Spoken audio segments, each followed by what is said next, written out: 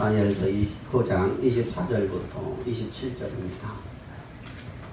내 백성과 내 거룩한 성을 위하여 이른 이래를 기한으로 정하였나니 허물이 그치며 죄가 끝나며 죄악이 용서되며 영원한 의가 드러나며 환상과 예언이 응하며 또 지극히 거룩하신 이가 기름을 받으리라.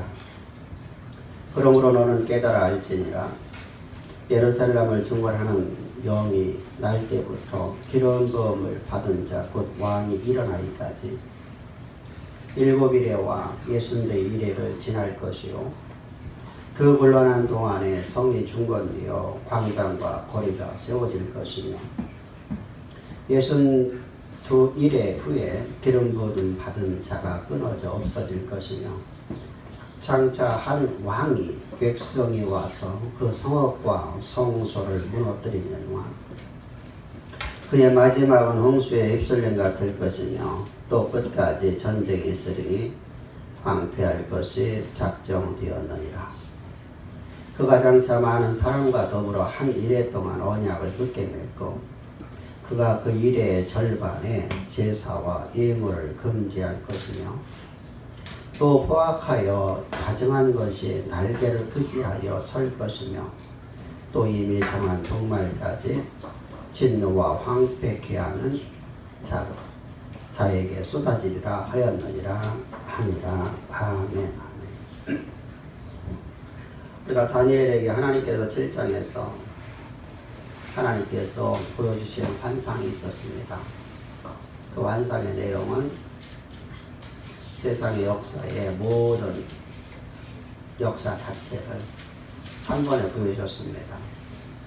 어떤 역사였습니까? 지금부터 시작해서 종말과 영원한 나라가 세워질 때까지의 모든 역사, 인류 역사의 온열 역사를 한눈에 환상으로 보여주셨습니다.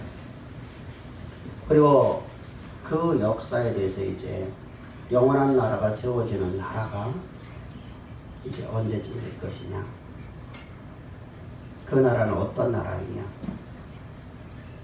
라는 것을 지금 이제 우리 본문을 통해서 72일을 통해서 우리에게 말씀하고 있는 내용입니다. 그럼 그 나라가 어떤 나라며 그 영원한 나라가 언제 세워지냐는 것이죠. 그것을 본문에서 말씀하고 있는데 이때 71회라는 단어가 나옴으로 많이 나와서 우리가 혼돈을 갖고 옵니다. 우리 본문을 우리가 지난 시간에 말씀 나눴듯이 성경 중에 가장 난해한 구절이라고 했습니다. 71회를 갖다가 숫자로 계산을 하는 많은 사람들이 대부분이 숫자로 계산을 합니다. 그러다 보니까 숫자를 계산하다 보니까 큰 문제가 만들어지는데 많은 학자들이, 많은 목회자들이, 신학자들이나 많은 목회자들이 이것을 날짜 계산으로 해서 연도로 해서 우리가 계산을 하다 보면 다 틀려지는 말이 결론에 가면 나오게 됩니다. 앞에는 맞는 것처럼 보여지는데 뒤로 가면 갈수록 틀려지게 됩니다. 왜 그러냐면 우리 본문을 보게 되면 본문은 영원한 나라가 세워지는 그 영원한 나라가 완성되는 것까지가 성경에서 말씀하고 있거든요. 다시 말씀해 예수님의 초림과 그래서 로마 시대 때 하나님의 영원한 나라가 이 땅에 세워지는 것과 그리고 많은 적그리스도들이 나타나서 교회를 핍박하고 교회와 전쟁을 할 것이며 그 이후에 예수님께서 이제 재림하시는 내용까지 그래서 완전한 하나님의 영원한 나라가 세워지는 것까지가 기록되고 있습니다. 이것이 해석이 안 되는 것이죠. 무엇까지만 해석을 할 수 있는 숫자 계산을 하면은 예수님의 초림까지 밖에 해석이 안 됩니다. 그래서 뒷문제에 가면 이제 혼돈이 나타납니다. 그래서 학자들이 이제 막 다른 말들이 나타나기 시작합니다. 그래서 본문을 갖다 우리는 이 70일을 갖다가 우리가 일회라고 하면은 날짜로다가 우리가 7일을 상징을 하는 것입니다. 다시 말하면 얼마 안 있으면 속히 내가 오리라고 하시는 주님의 말씀과 같이 그래서 우리가 이것을 관용권으로다가 해석하는 것이 좋습니다. 이걸 관용구로다가 해석하게 되면 날짜 계산되지 않고 내가 속히 오리라고 하시는 주님의 말씀이 우리가 이해가 되어지는 것이죠. 71일이라고 하면 우리가 가까운 시간 아닙니까? 왜 이렇게 해석할 수밖에 없느냐면 당시 이 말씀을 듣고 있는 사람들이 누구냐는 것입니다. 오늘 우리에게 이 말씀을 주려고 우리에게 성경의 날짜를 계산하라고 하나님께서 우리에게 성경을 기록하시 아닌 것이라는 사실이죠. 우리는 착각을 하는 게 뭐냐면요. 오늘 우리에게 이 말씀을 주기 위해서 하나님께서 성경을 기록했다고 생각을 해요. 근데 성경의 기록은 어떻게 되냐면 당시 1차 독자들에게 말씀을 주시는 거예요. 당시 선지자들은 성경을 기록하려고 하는 생각이 없었어요. 당시 교회의 문제점을 갖다가 교회에 있는 상황을 갖다가 당시 백성들의 잘못을 갖다가 기록한 거예요. 그들을 가르치기 위해서. 근데 그것이 이제 하나님의 말씀으로서 우리에게 주시는 말씀이 오늘날 우리에게 적용되어지는 것이죠. 그게 성경은 당시 시대의 어떤 백성들, 당시 시대의 1차 독자인 백성들의 상황이 어떤 상황이었으며 그들이 어떤 신앙관을 갖고 있었으며 그들의 사회상이 어땠으며 그들의 신앙 속에서 어떤 문제가 있었으며 성경은 여러분 단 한 번도 당시 시대의 성도들이 신앙이 올바로서 한 번도 기록한 적이 없다는 사실이에요. 창세기부터 시작해서 요한계시록까지 모든 성경은 동일한 내용입니다. 동일하게 뭐냐면 1차 독자들의 신앙이 타락되었을 때예요. 그래서 그들에게 주시는 말씀이에요.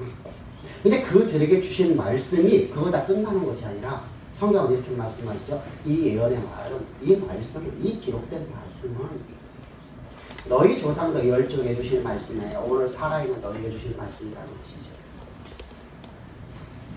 그 후대 운명을 주님께서 말씀하시는 거예요.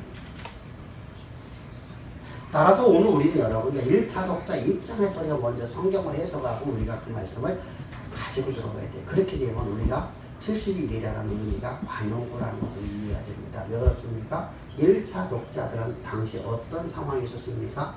나라를 잃어버리고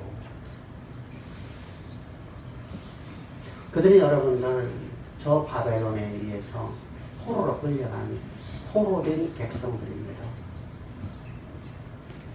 노예란 말입니다. 얼마나 여러분들 그 중에 대부분이 어떤 사람들은 뭐 이렇게 말합니다. 그 중에 다니엘처럼 이렇게 잘된 사람도 있죠. 여러분 극소수 아닙니까? 그러니까 우리는 보편적으로 성경을 기록하는 것이지 어떤 사람이 그러면 당시에 모든 사람이 다 타락에 들어가면 그러면 당시에 하나님 앞에 올바른 사람이 하나도 없었나요? 그렇지 않죠. 성경은 아니라 보편성을 그 말하는 거예요. 교회 공동체의 대부분이 그 중에 몇 프로 이걸 말하는 게 아니에요. 교회가 타락했다는 말이 여러분들 모든 사람이 다 타락했다는 말이 아니잖아요. 대부분이 당시에 특별히 여러분들 타락에는 가장 중점이 무엇입니까? 제사장들이거든요. 선지자들이거든요. 오늘 여러분들 누구입니까? 목회자들이거든요. 목회가 타락하면 모든 온 교회가 다 타락했다고 성경은 말씀하고 있는 거예요. 성도 중에 여러분들 그 원전에 타락하지 않은 사람들이 있을 수 있겠죠. 따라서 당시의 노예 백성들에게 있어서 영원한 나라가 세워진다는 것은 여러분 저들에게 어떤 것입니까? 메시아 대망을 심어주는 거예요. 그래서 구약을 메시아 대망이라고 하는 거예요. 구약 시대는 메시아를 기다리는 믿음을 갖고 살아가는 사람들이다 라고 하는 겁니다. 이것이 여러분 아주 특별히 딱 나타나는 것이 다니엘 시대부터 나타나는 거예요. 사실은 우리가 이사야 시대 때 있었죠. 근데 이사야 말씀을 누가 믿겠느냐? 누가 듣겠느냐? 왜? 우리 이성과 우리의 논리에 도저히 맞지 않은 메시지거든요. 이사야 선지를 통해서 하나님의 오심은 영원한 나라가 아니라 뭐냐면 대속제물로 죽으시는 예수의 모습이거든요. 근데 그분의 오심이 여러분 어떻습니까? 사람들에게 모든 사람들에게 실어버림 받는 모습으로 오신다고 그랬어요. 모든 사람의 실어버림 받은 모습으로다가 어떻게 가장 흠모할 모양이 없는 모습으로 어떻게 하나님이 오실 수 있다는 것이죠. 믿을 수가 없죠. 하나님이 어떻게 인간의 모습으로 온다 할지라도 하나님은 하나님이시니까 그분의 모습은 우리 인간이 범접할 수 없는 그런 모습으로 온다는 거예요. 당시 모든 사람들이 갖고 있는 사상이란 말입니다. 생각이란 말입니다. 그래서 메시아 대망이 나타날 수가 없어요. 근데 영원한 나라를 갖다가 말씀하고 있을 적에는 어떻습니까? 그 나라는 완전하게 행복이 주어지는 나라입니다. 그 나라가 이 땅에 세워진다는 메시아 대망사장을 누구에게 말씀하고 있는 거예요? 지금 저 이스라엘 백성들, 저 바벨론에서 노예 생활하고 있는 백성들. 왜 이 말씀이 주어지느냐? 여러분, 지금 이 예언의 말씀은 다리오 왕 시대예요. 메대와 바사 왕국의 다리오 왕 시대예요. 근데 여러분, 우리가 잘 이해해야 됩니다. 우리가 앞에서 8장에서의 예언의 말씀과 7장에서의 환상을 통해서 예언해 주신 말씀은 바벨론이 멸망되어지고 바사 왕국이 세워지고 해서 말씀하고 있었어요. 그럼 이스라엘 백성들이 어떤 마음을 갖게 되죠? 바벨론만 멸망되고 우리는 귀환한다고 생각을 하거든요. 우리가 일본만 멸망되어지면 우리는 해방이 된다고 생각하는 똑같은 말입니다. 근데 해방이 안 됐거든요. 바벨론이 멸망되었는데 지금 메대 바사 왕국이 세워졌는데 그들에게는 여러분 지금 아직도 노예라는 사실이죠. 실제로 여러분들이 이들에게는 노예가 해방되어야 되거든요. 그들의 생각 속에서는. 그런데 이때 하나님께서 저들의 절망 가운데 있는 저들에게 다시 메시지 주시는 거예요. 영원한 나라가 세워지리라.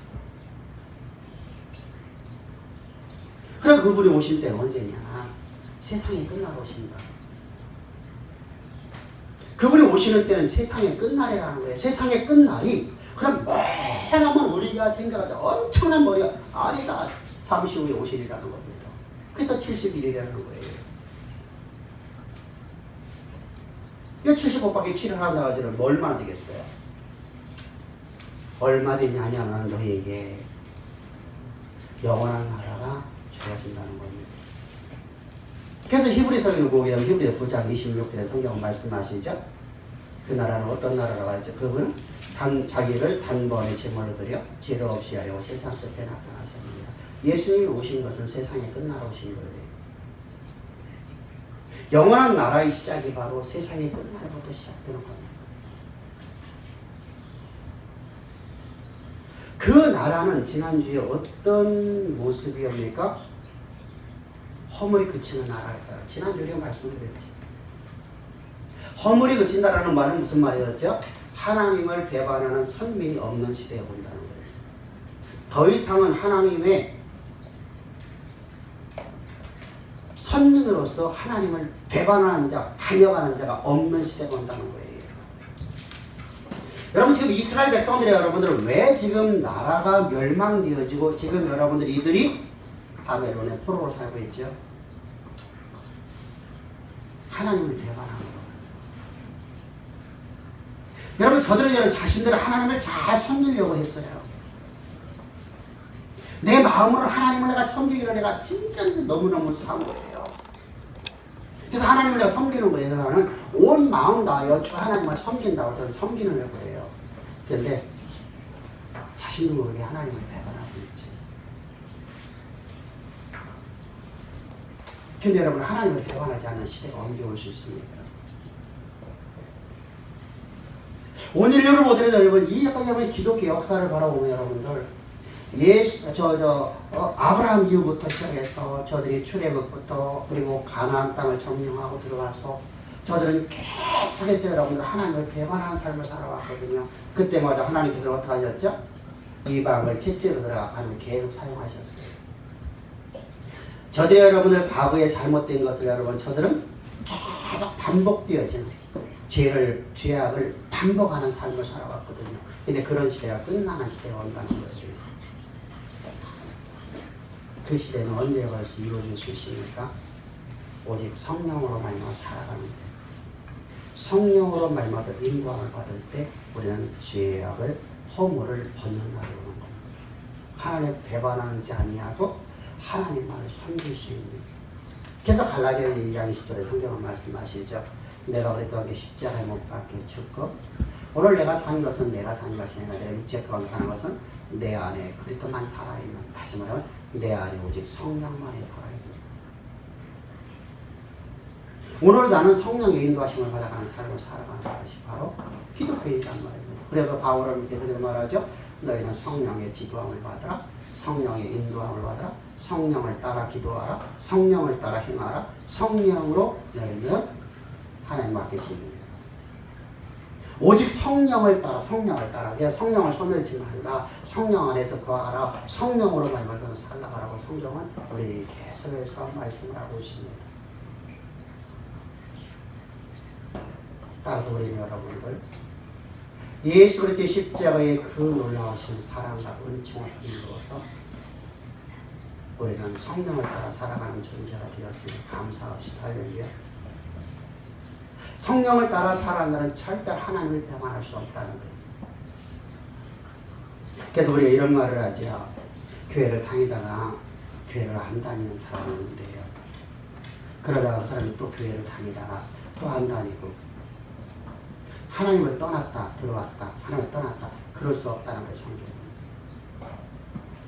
성령 있는 사람은 절대로다가 다시 말하면 구원을 받은 백성은 하나님을 떠날 수 없고 떠난 자들은 하나님 믿지 않았기 때문에 떠났다는 겁니다. 이게 성경에서 말씀하는 거예요. 그래서 성경은 이렇게 말씀하면 내가 세상 끝날까지 내가 너와 항상 함께 하리.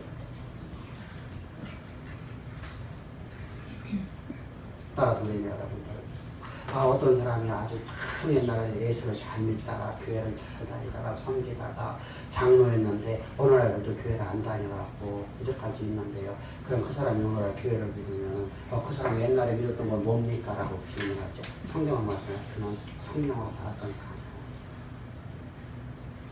성령으로 살면 우리는 나의 나됨이 십자가에 못 박혀 죽은 삶을 살아가는 거예요.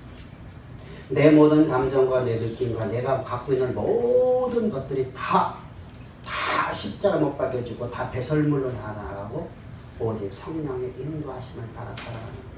성령은 우리에게 뭐라고 말씀하실까요? 우리 안에서. 성령은 언제나 우리에게 뭐라고 말씀하실까요? 너 하나님을 배반할 수 없다는 거예요. 너는 하나님 앞에 예배드리랍니다. 우리는 오직 성령을 따라 살아가는 가장 아름다운, 왜? 예수 그리스도의 나라인 영원한 나라는 오직 성령으로 말미암아서 하나님을 배반하는 것이 그치는 나라이기 때문에. 그리고 이제 오늘 두 번째 우리에게 말씀하고 있는 내용이 있습니다. 뭐냐면 우리 죄가 끝나뇨 라고 말씀하고 있습니다. 여기서 하타이라는 이 단어가 죄라는 단어인데 이 히브리어 하타이라는 단어는 우리가 잘 알고 있듯이 죄가 무엇입니까? 죄가 단어의 뜻을 보면 이런 말이에요.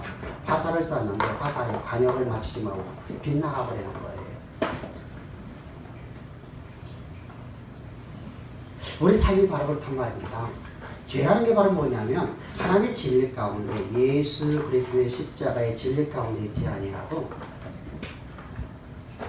내가 다른 길을 걸어가는 거예요. 근데 우리가 다른 길을 걸어간다고 할 적에 우리가 그 길도 우리는 행복한 길로 갖고 있는 것처럼 생각하죠. 그게 행복의 길이라고 생각하기 때문에 관용이 빗나갔는데도 돌아서지를 못하고 그냥 계속 화살이 날아가듯이 우리는 그 길이 행복의 길이라고 하고 착각을 하고 거기를 간다는 사실입니다. 이런 우리를 죄로부터 우리를 완전하게 죄로부터 다시 하나님께로 돌아올 수 있도록 우리의 죄가 근처지도록 빗나간 그 화살이 계속 날아가는 것을 이제 더 이상 날아가지 못하도록 끊어버리고 참된 진리 가운데 들어올 수 있도록 하는 나라입니다. 이것이 바로 하나님 나라죠. 이것이 영원한 나라라는 거예요. 그래서 성경은 우리에게 말씀하시는 거 저 유대인들을 향해서 계속 뭐라고 말씀 너희는 회개하라. 우리가 여러분들은 화살을 딱 쏴갖고 관역을 빗나가서 내가 이것이 잘못됐구나 하면 그 자리에 돌아서는 것이 회개거든요. 근데 이런 화살이 빗나가 버리면 더 이상 돌아설 방법이 없이 계속 날아가는 거예요. 이것은 여러분들, 이것은 바로 죄라고 하는 거예요. 그럼 우리가 어떻게 해서 여러분 날아가는 화살이 날아가다가 중간에서 돌아올 수 있는 방법이 없잖아요. 인간의 방법으로 하면. 근데 이것은 하나님만이 하실 수 있다는 것이지. 그냥 사람으로서 육정으로나 너희 육체로서는 육신으로서는 행할 수 없지만 오직 하나님은 행하시나니. 하나님은 여러분 창조자 하나님께 우리를 갖다 돌아설 수 있는 방법을 만들으셨어요. 그 비결이 바로 십자가의 도입.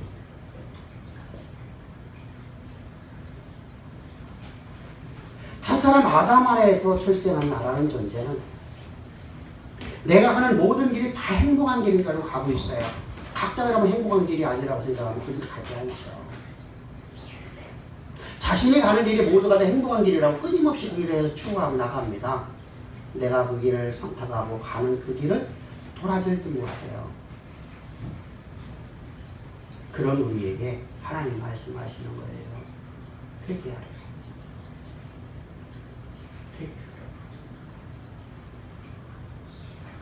저 유대 바리새인들에게 성경은 말씀하십니다. 회개하라. 너희는 잘못된 길을 가고 있다는 겁니다. 너희들이 가는 길의 방향이 너희들이 반역을 빗맞추고 지금 엉뚱한 길로 가고 있다는 겁니다. 그러니까 회개하라. 그럼 어떻게 회개해서 우리가 바른 길로 주 예수를 믿어? 회개는 여러분 주 예수를 믿는 거예요. 그럼 왜 주 예수를 믿는다는 게 어떤 의미입니까?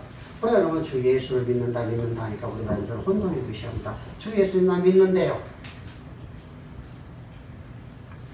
그래서 이제 그런 잘못된 신앙 때문에 로마서가 기록되어지는 거예요.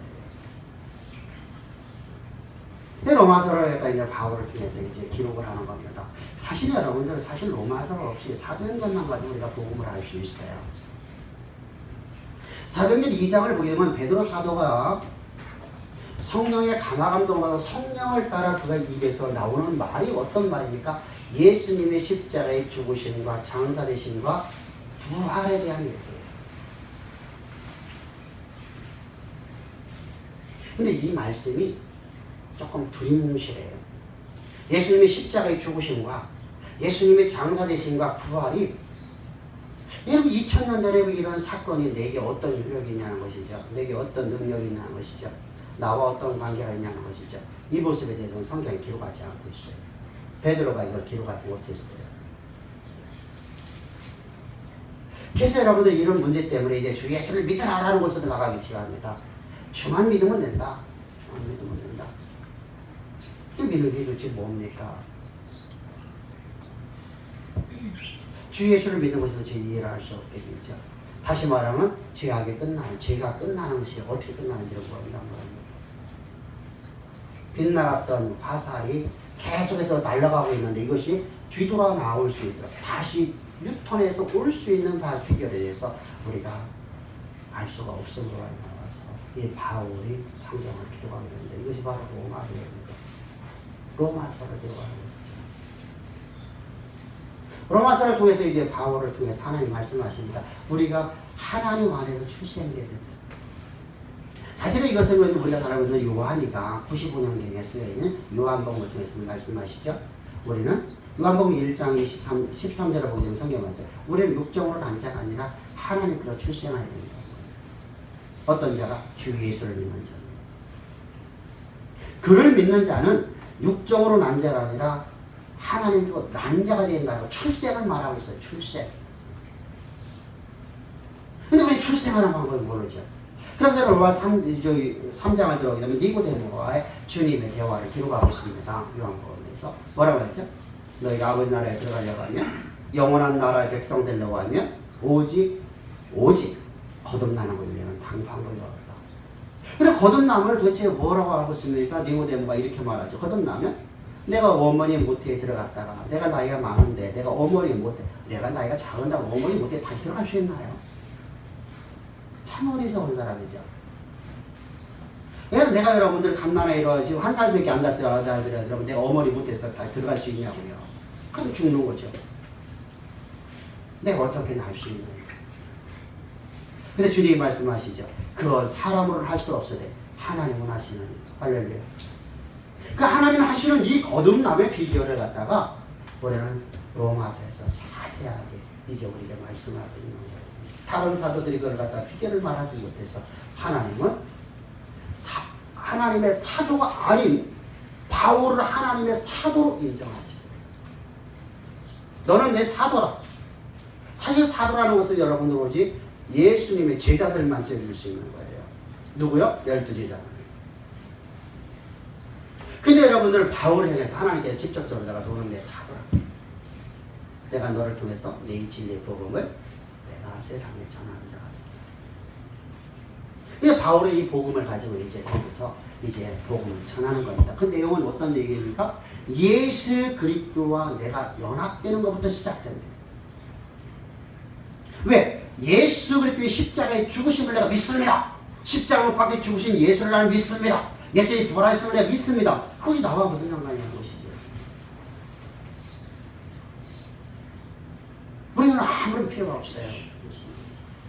나와 관계되지 않으면 나라는 존재할 수 없죠. 그런데 온 인류를 구원하지 못하는 성경은 뭐 필요가 있느냐.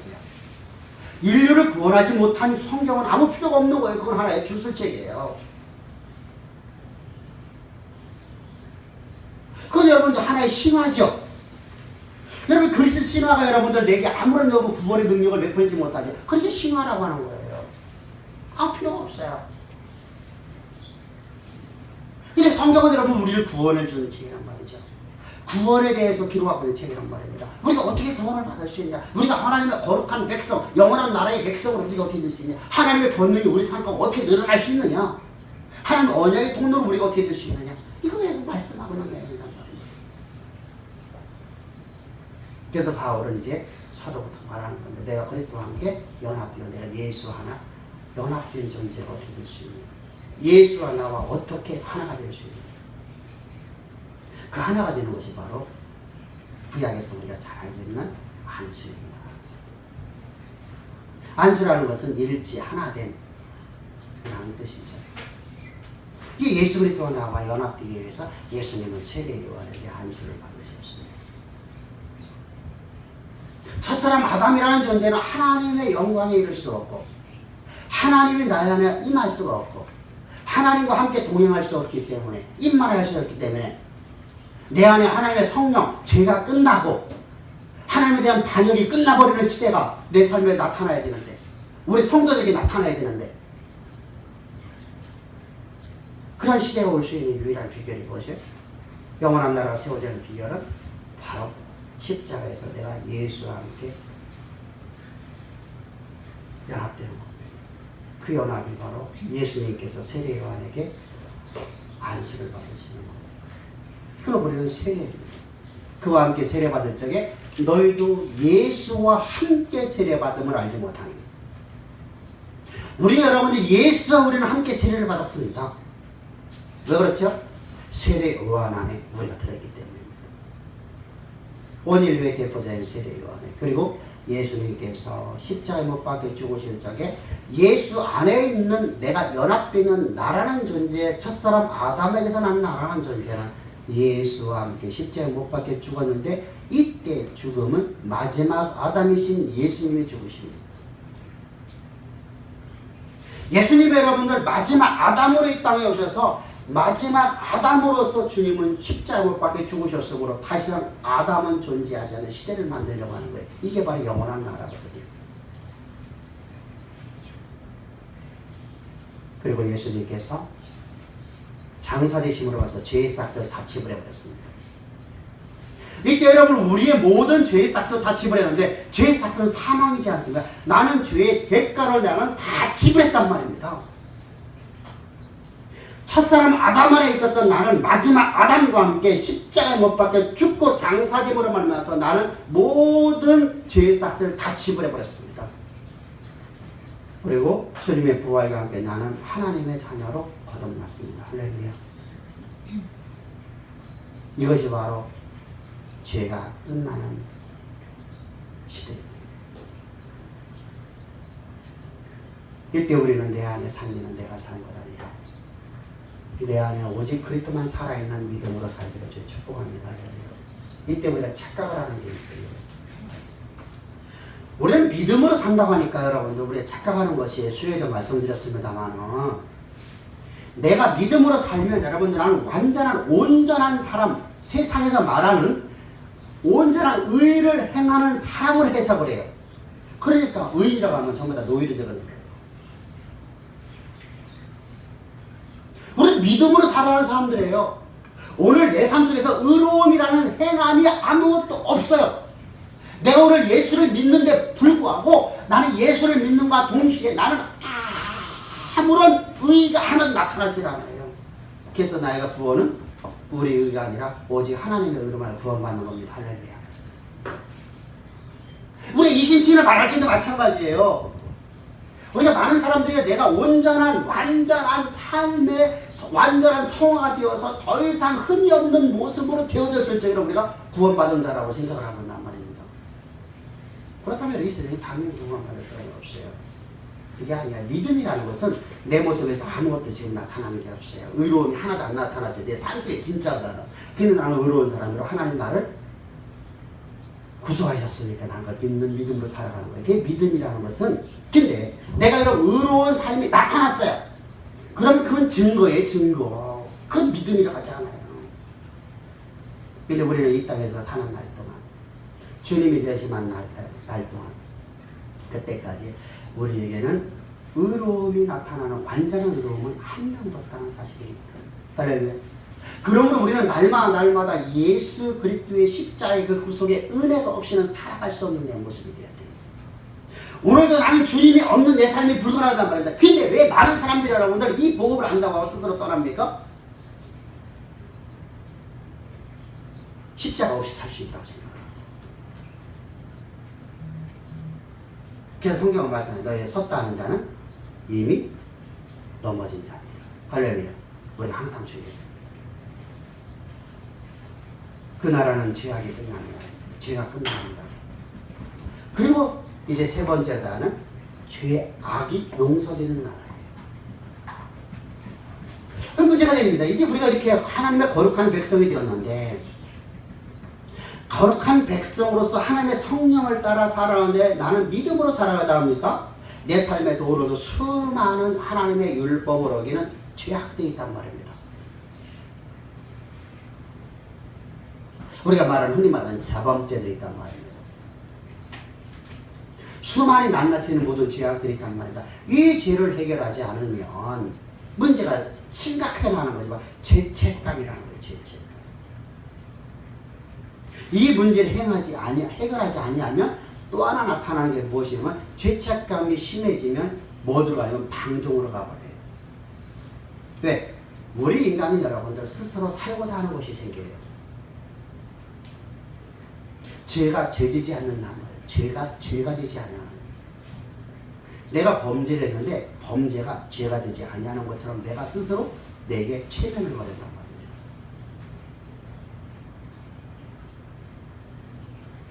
이게 참 무서운 범. 그래서 하나님으로 내가 떨어지게 돼요. 하나님이 나를 버리시는 게 아니라 내가 하나님으로 떨어진 자가 되기 시작해요. 그래서 하나님께서는 이 죄책감으로부터 우리를 해방시켜줘야 됩니다.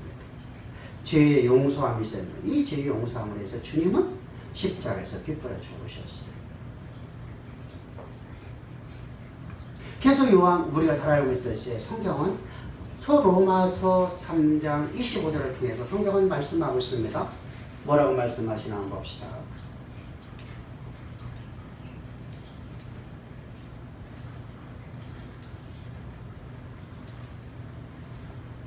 로마 3장 25절이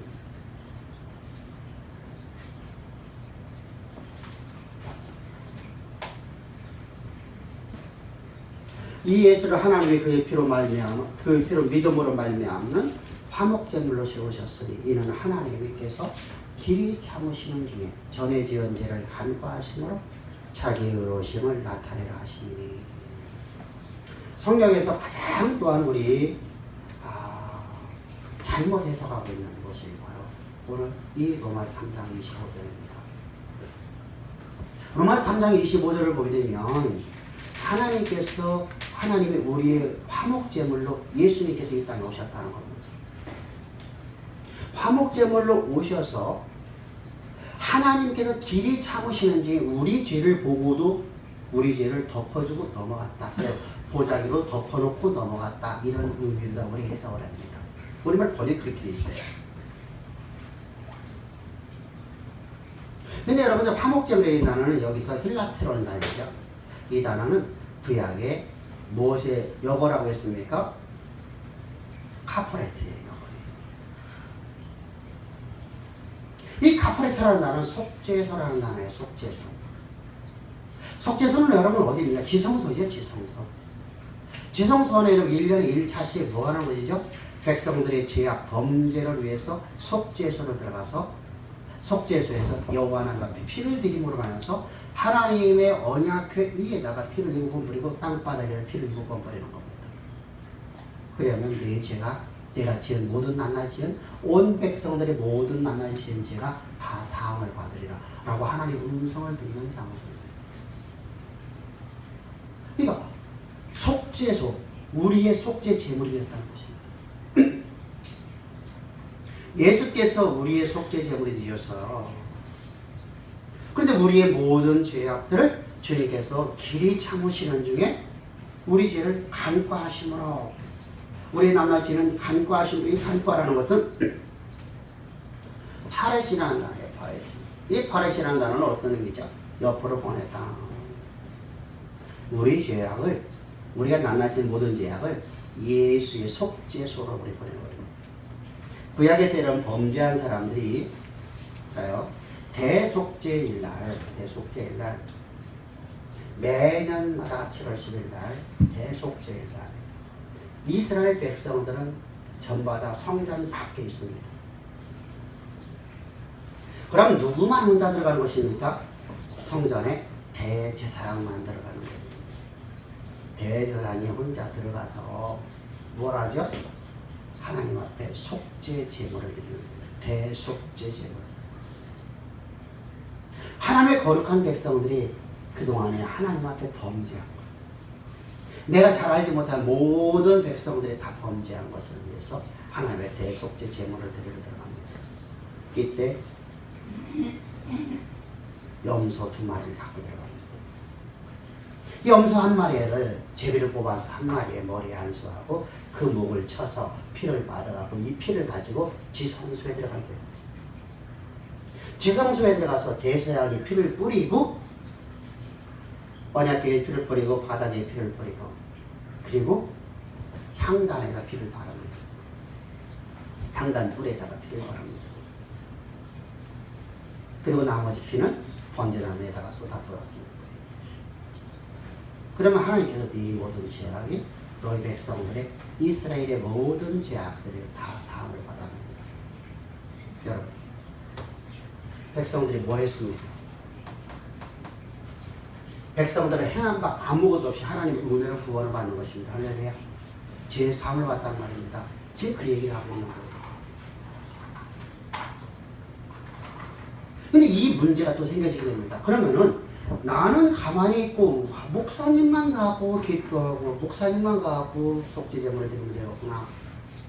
이런 문제가 생길 때도 바울은 이제 에베소를 통해서 이렇게 말하는 거예요. 에베소 1장 7절을 보게 되면 이렇게 말씀하시죠.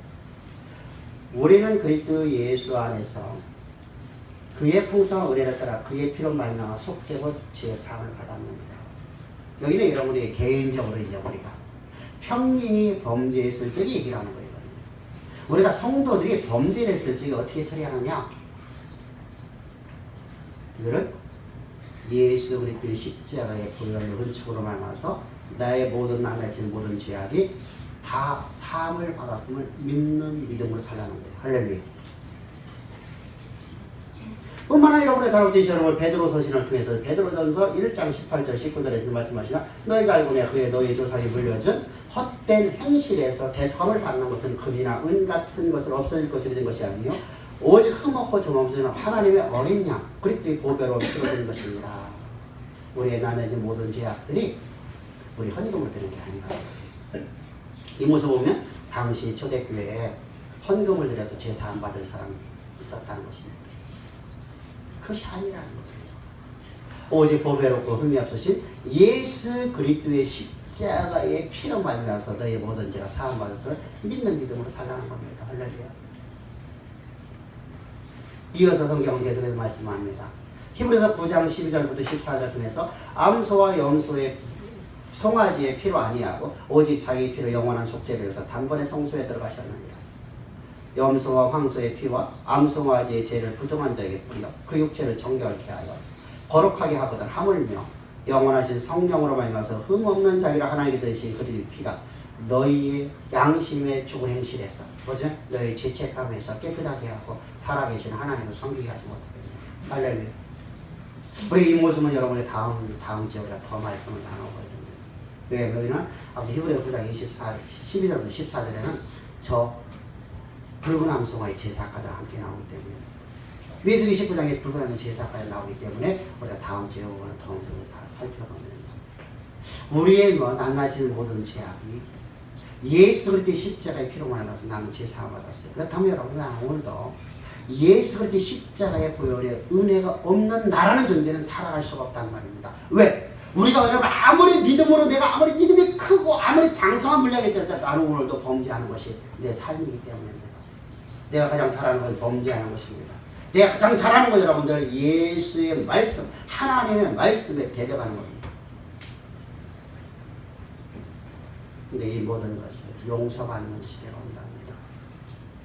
여러분 지금 1차 독자 입장으로 다시 들어봅니다. 1차 독자들은 자신들의 범죄함으로 해서 나라가 멸망되었습니다. 여러분들 우리가 잘 알고 계신 여러분들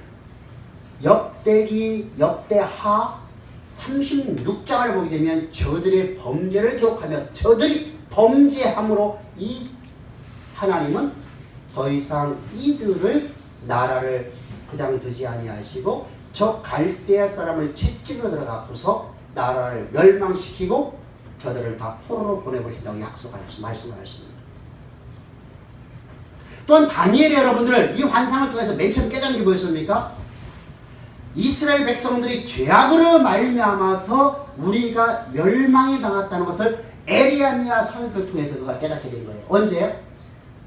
첫 번째 7장에서 바벨론의 벨사랑 시대 때. 여러분.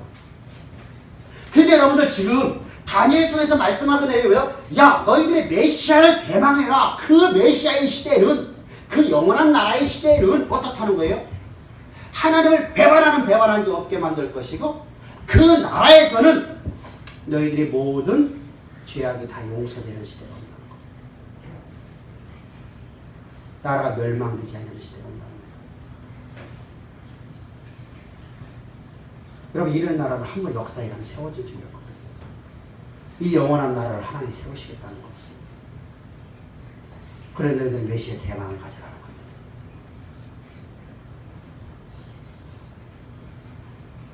우리는 오늘 이 시대 가운데는 영원한 나라 가운데 살아가는 우리들입니다.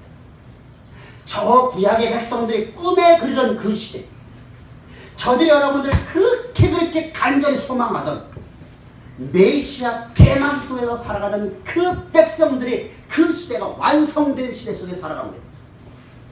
이 나라는, 이 나라의 거룩한 백성은 절대로 하나님을 배반하지 못하고 이 나라의 백성들은 절대로 첫사람 아담 안에서 살아가진 아니하고 오직 하나님께 출생된 자들이며 이 나라는 오직 하나님의 예수 그리스도의 십자가의 보혈이 없이는 단 한순간 단 1분 1초도 살아갈 수 없는 나라입니다. 우리는 그 은혜 가운데서 살아가는 가장 보배로운 성도를 삼아주셨습니다. 뿐만 아니라 하나님께서는 왜 계속의 말씀을 하겠지만 우리는 그렇게 하나님 우리를 왜 부족하셨느냐? 너희로 하여금 시대 역사를 쓰고 시대 역사를 만들어가는 저 이스라엘 백성들이 저렇게 저들이 과거에 저 역사를 만들었던 그 시대가 아니라 지금 너희를 통해서 내가 영원한 나라를 너희로 하여금 세상 땅끝까지 확장하고 너희가 시대의 역사를 쓰고 만들어가는 인생으로 내가 너희를 언약의 통로 삼기 위해서 하나님이 그 나라 영원한 나라를 만들었답니다. 인자란 무엇이가 안 돼? 사람이 될지 무엇이가 안 돼? 첫사람 아담에서 하나님을 배반했던 나라라는 존재를 하나님이 나를 이처럼 사랑하사 나를 구원하시고 하나님의 대리자로서 이 땅의 역사의 무대 가운데 나를 쓰는 자를 삼아주시고 그 하나님의 대리자로서 이 시대 역사를 쓸 수 있는 모든 권세와 능력을 내게 다 부어주시니 야 내가 너와 함께하지 않니? 내가 너의 상급이 아니니? 두려워하지 말라. 아무도 안 되어라. 그리고 너는 내가 너에게 맡긴 모든 사명을 위해서 충성을 다하라. 오늘도 우리는 주님이 나에게 맡기신 일에 충성을 다하고 또다시 충성을 다하여 하나님의 영광이 하나님의 그 이름이 하나님의 영화로움이 우리 삶 가운데 드러나는 언약의 통로로 저의 삶을 살아가는 가장 보배로운 귀한 성도를 되기를 주의 축복합니다. 기도드리겠습니다. 좋으신 아버지 감사합니다. 찬양합니다. 경배합니다. 주님이 우리를 이처럼 사랑하셔서 아버지 하나님 주님 이 시대 역사를 쓰려고 아버지 하나님께서 우리를 택하시고 우리에게 오늘도 말씀 주신 하나님 우리의 나의 나됨이 이렇게 놀라운 하나님의 은혜를 되어서 하나님의 영화로움이 나를 통해서 드러나는 가장 보배로운 하나님의 대리자의 삶을 살 수 있도록 영원한 나라의 백성이요 영원한 나라의 하나님의 신부로 아버지 하나님의 거룩한 백성으로 아버지 하나님의 가장 보배로운 하나님의 자녀로 하나님의 상속자로 나를 삼아주신 하나님을 찬양하며 예수님의 이름으로 기도합니다.